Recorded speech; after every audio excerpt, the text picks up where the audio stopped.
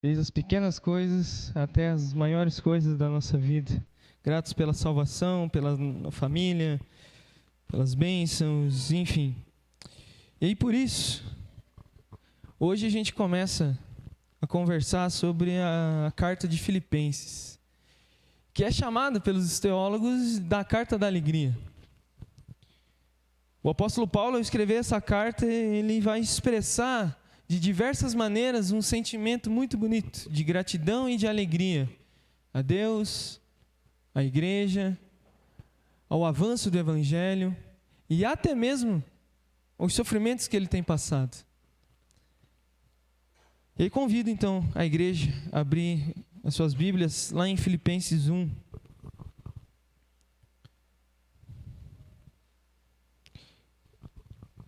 Começa assim: Paulo e Timóteo, servos de Cristo Jesus, a todos os santos em Cristo Jesus, inclusive bispos e diáconos que vivem em Filipos, que a graça e a paz de Deus nosso Pai e do Senhor Jesus Cristo estejam com vocês.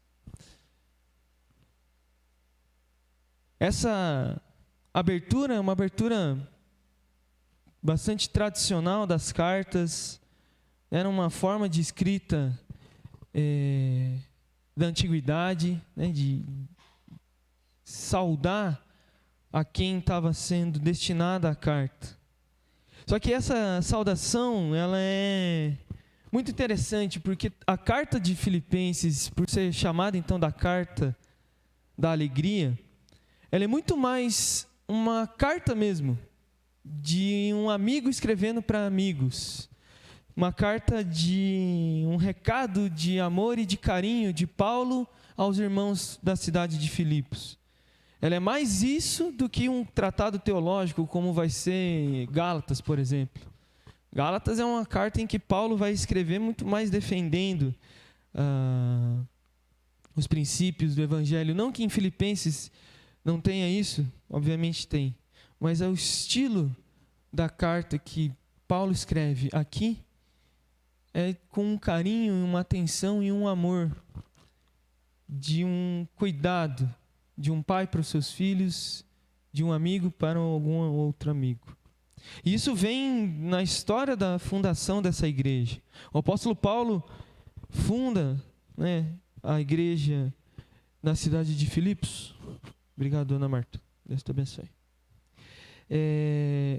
E é uma conexão muito especial que Paulo tem com os irmãos dessa cidade, com os acontecidos lá. Isso está lá em Atos 16. E tudo que desenrola nessa cidade fez com que Paulo se aproximasse, tivesse uma conexão especial com o pessoal de lá. E provavelmente você tem isso. Você tem amigos, você tem colegas, mas você tem aquela pessoa que você sabe que a qualquer momento você pode contar com aquela pessoa, né? Que você tem uma conexão especial e diferente, né? De partilhar coisas da vida. E aqui Paulo está abrindo o coração dele para a igreja de Filipos. E essa saudação já de início, inclusive, ela já tem essa ideia também. Paulo vai se apresentar junto com Timóteo como servos de Jesus. Mas ele está escrevendo a carta para todos os santos da igreja. Não está direcionando a um tipo de gente específica. Ele vai falar dos bispos e diáconos, daqueles que serviam na igreja. Mas ele está escrevendo para todos da igreja. Isso mostra já esse cuidado e essa atenção inicial. E quando ele diz as palavras de graça e paz, ele está falando de condições específicas que nós nos tornamos a partir da salvação em Cristo Jesus. A ideia da graça é de olhar as belezas da vida, da gratidão e da alegria que em Jesus a gente recebe quando ganhamos a nova vida nele.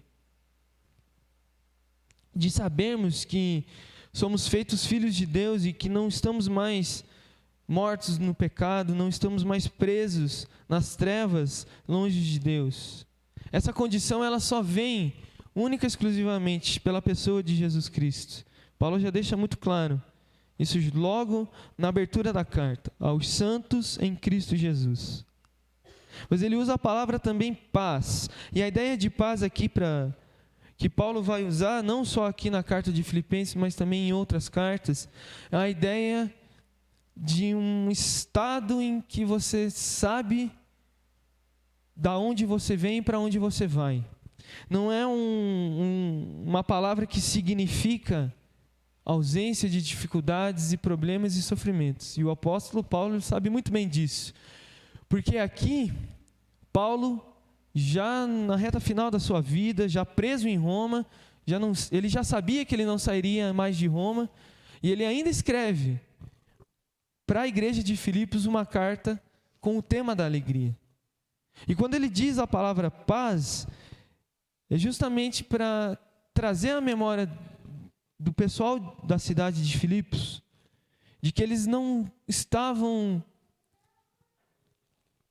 que eles não estariam ausentes dos problemas que a vida com Jesus trazia para o século I, mas de que esses problemas não definiam a vida deles. De que em Cristo eles têm paz com Deus, e a paz de Deus habitava entre eles, e o Deus da paz estava com eles. Essa palavra paz, de 3 letras, tem muito a nos dizer, porque ela fala sobre as nossas experiências nos tempos de dificuldade. Como Paulo vai falar no capítulo 4 da mesma carta, no versículo 7, que a gente sabe de cor esse versículo. A paz de Deus, que excede todo entendimento, guardará o coração e a mente de vocês em Cristo Jesus. É disso que ele está tratando quando ele fala de paz. É saber que a vida vai ser difícil, que dores e sofrimentos podem acontecer, mas que em Cristo as nossas vidas são guardadas.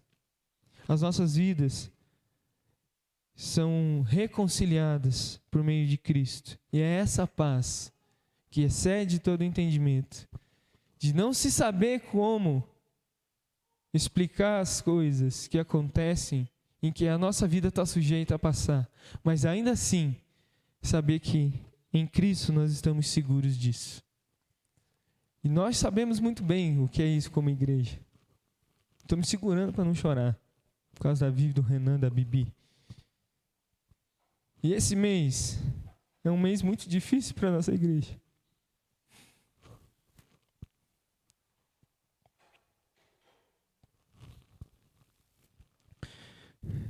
E eu acho que a paz de Deus, ela é também saber caminhar e conviver com a dor e com a alegria da vida. Não é ignorar. Paulo, desculpa, irmãos. O apóstolo Paulo em nenhum momento ignora as dores, os sofrimentos que ele passou. Mas o coração e o foco dele não estava nessas dores. E ele usa dessas dores para que o nome de Cristo fosse anunciado. E quem estava no último encontro de homens sabe que o Alisson testemunhou sobre isso. Lá na escola que ele trabalha, uma professora, ao saber da dor deles, do luto deles, perguntou como é que ele aguentava tudo isso. E ali, falando da dor de perder um filho, ele pôde anunciar o Evangelho de Cristo. Essa é a paz que Paulo fala. Obrigado, mãe. Essa é a paz que Paulo está falando. É uma paz que convive com a dor, que convive com o sofrimento, mas que sabe que ela excede o entendimento, porque ela tem um corpo, ela tem um nome, ela tem uma pessoa, que é Jesus Cristo. É essa paz que ele está tratando. Mas a carta é sobre a alegria, é sobre saber viver no meio da dor, do sofrimento. Por isso que ele já começa já no versículo 3, e eu tinha combinado com o pastor Lucas que eu ia falar de todo o capítulo 1. Aí eu falei para ele hoje, já não vai ser. E aí você, entendeu? Que é assim que funciona, né? Você prepara um negócio, mas não sai metade. Aí é assim que faz para pregar, pastor? Você prepara e você chora no meio. Pode chorar na pregação, não?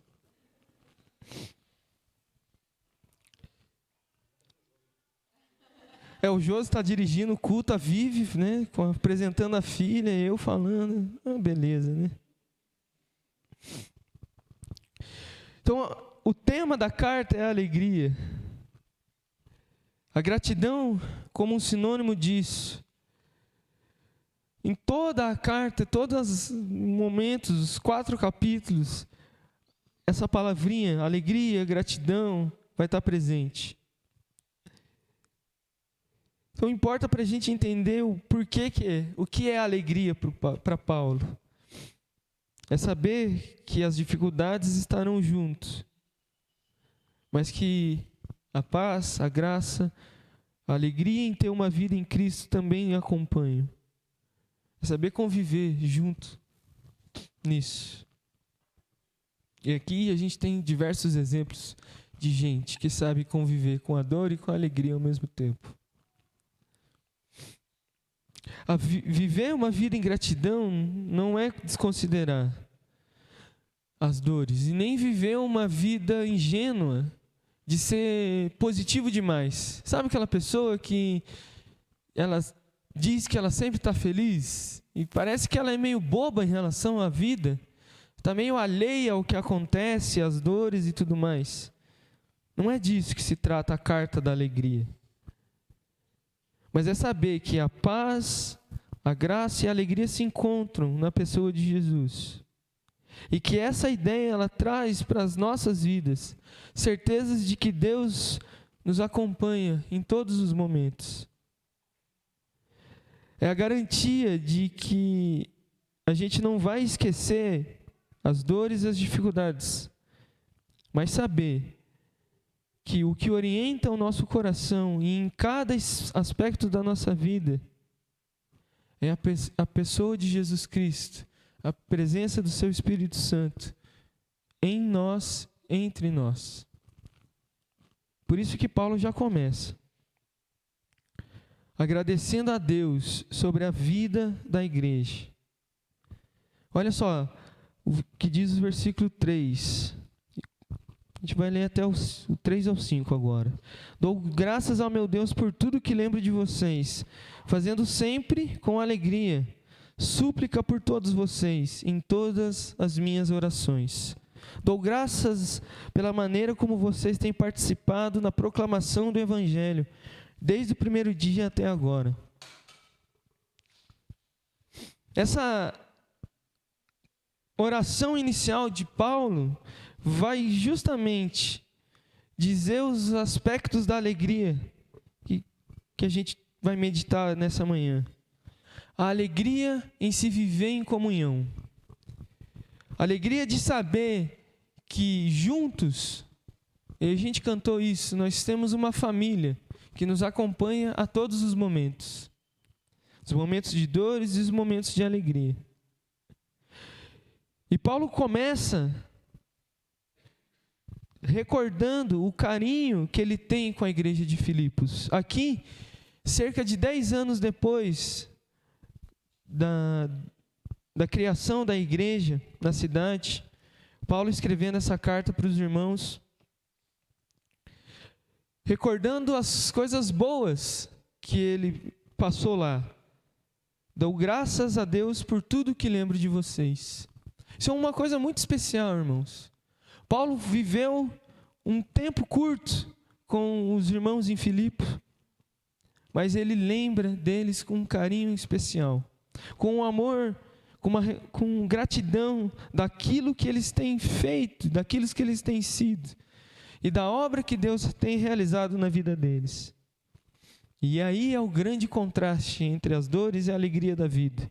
Porque na cidade de Filipos, Paulo foi preso, foi açoitado, foi julgado, Mas o que ele escreve para a igreja é: eu lembro com alegria do que eu passei com vocês.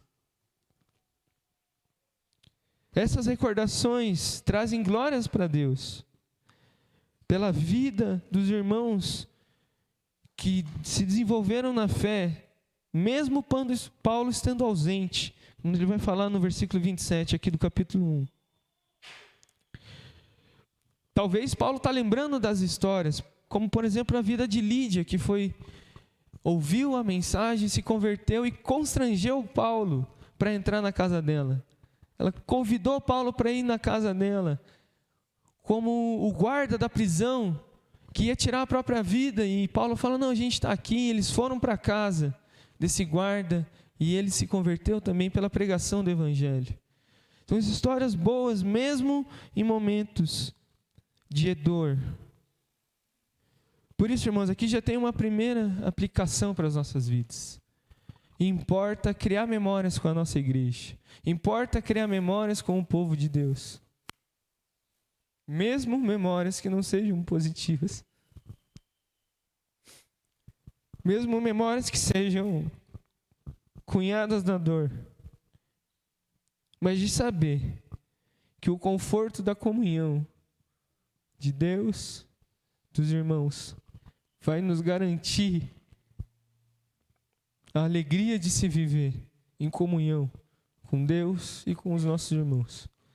Então, irmãos, viva em comunhão. Ame a igreja. Ame a Deus. Sirva a Ele. Sirva aos nossos irmãos e irmãs aqui da igreja. Olhem, nós temos que olhar para as lutas e dificuldades uns dos outros. Porque é isso. Nós somos chamados para viver em comunhão.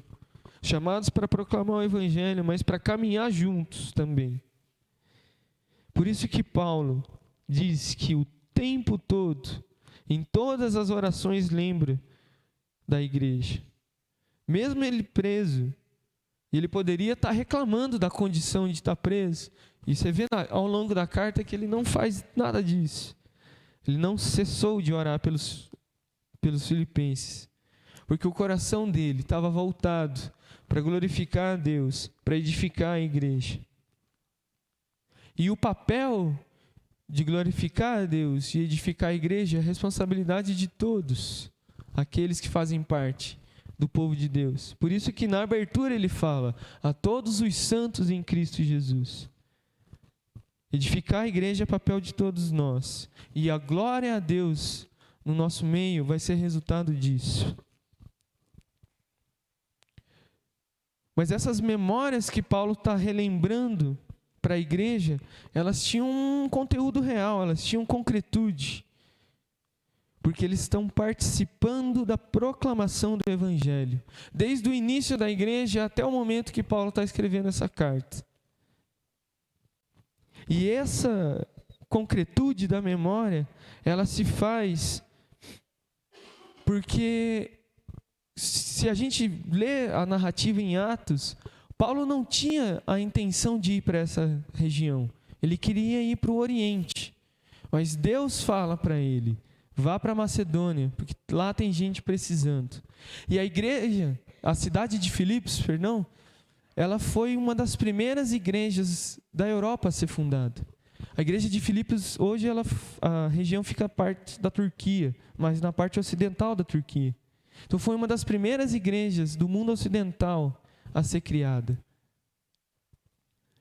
Porque é Deus quem cria e dirige a agenda missionária. É Ele que aponta o caminho. Paulo queria ir para outro lado. E aí eu acho que Deus trabalha nessas coisas. Não estava muito programado a região para onde Paulo ia viajar. E nessa a segunda viagem missionária aconteceram coisas extraordinárias para o avanço do evangelho. E a igreja de Filipos, em todo o ministério de Paulo, foi uma das que mais contribuiu, mesmo sendo uma das mais humildes, financeiramente falando. Por isso, o Joso falou, das ofertas e de lembrar dos missionários. Esse é o nosso papel também, irmãos. Saber de queridos e queridas que dispõem diariamente da vida para a proclamação do evangelho. como nós também temos que fazer isso aqui. Mas lembrar dos nossos missionários, os missionários que a nossa igreja tem sustentado e apoiado. E lá no final da carta, Paulo vai agradecer por todo o sustento que a igreja tem dado deu a ele. Mas mais, Paulo vai dizer no versículo 6, a respeito do desenvolvimento da salvação. Olha só, estou certo de que aquele que começou a boa obra em vocês há de completá-la até o dia de Cristo. O pastor Joel falou sobre isso com a vida da Bianca, né? A obra que começou na vida do Renan há 10 anos vai alcançar a vida da Bianca, para a glória de Deus. Paulo está convicto daquilo que ele está falando. Estou certo, porque aquele que começou a boa obra é o próprio Deus. Paulo não se coloca como o agente daquilo que Deus fez, mas ele lembra que é Deus quem faz as coisas, porque a salvação é obra exclusiva de Deus, que nos transforma para a glória dele. O agente da salvação é única e exclusivamente a pessoa de Jesus Cristo. A prova do amor de Deus para nós é o fato de Cristo ter morrido quando ainda éramos pecadores. Está lá em Romanos 5, 8. O 5:1 é termos paz com Deus, é verdade. 5:8. Mas essa salvação, ela é dinâmica também. Olha só, ela começou e vai ser completada até o dia de Cristo. Deus continua trabalhando em nós. E aqui tem 3 aspectos da salvação. A nossa justificação, porque já somos salvos, perdoados dos nossos pecados, arrancados das trevas e transportados para a maravilhosa luz.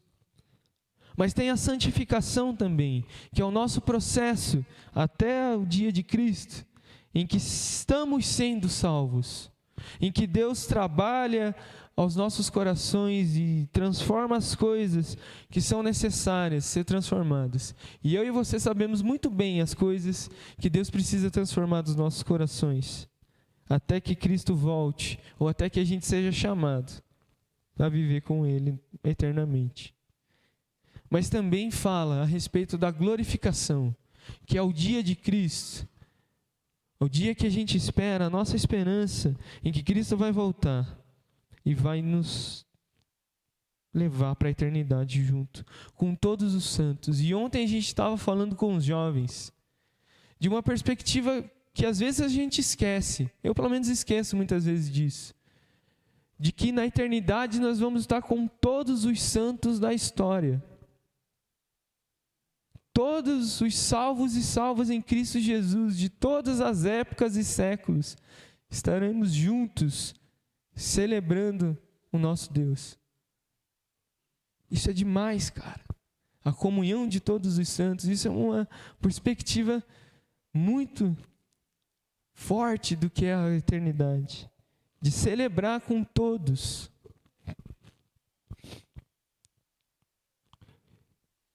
E Paulo fala no versículo 7 e 8, de que essa concretude da memória que ele está trazendo na abertura da carta, tem uma justificativa. Porque olha lá, aliás, é justo que eu assim pense de todos vocês, porque eu os trago no coração. Bonita essa expressão, ele traz os irmãos da igreja no coração, ele tem um carinho especial por essas pessoas, seja nas algemas, seja na defesa e confirmação do evangelho, pois todos vocês são participantes da graça comigo, pois Deus é testemunha da saudade que eu tenho de todos vocês, no profundo afeto de Cristo. E também faço essa oração no versículo 9, que o amor de vocês aumente mais e mais em conhecimento e toda percepção, para que vocês aprovem as coisas excelentes e sejam sinceros e inculpáveis para o dia de Cristo, cheios de frutos de justiça que vem por meio de Jesus, para a glória e louvor de Deus. A oração que Paulo faz é a respeito de alguma coisa que cresce sem limites, que é o amor. E ele vai falar em Romanos, eu lembro de uma pregação do pastor Lucas sobre isso, que se tem alguma coisa para a gente dever para os nossos irmãos, é dever o amor. E Paulo está orando para que o amor cresça entre os irmãos em Filipos. Não quer dizer que não tinha, mas que cada vez mais nós temos que amar uns aos outros, porque isso é mandamento de Deus, para que a gente cresça juntos, em conhecimento e percepção daquele que é Deus, para que assim, todos nós, em comunidade, em comunhão, experimentemos as coisas boas e excelentes que Deus tem nos proporcionado. E de novo, essas coisas boas e excelentes não são somente coisas positivas, mas é saber que em meio à dor e sofrimento, cada um de nós aqui somos um por causa de Cristo Jesus. E assim, cheios de frutos de justiça que vêm por meio da pessoa de Cristo em nós, glorificaremos e louvaremos a Deus a cada vez mais em nossas vidas.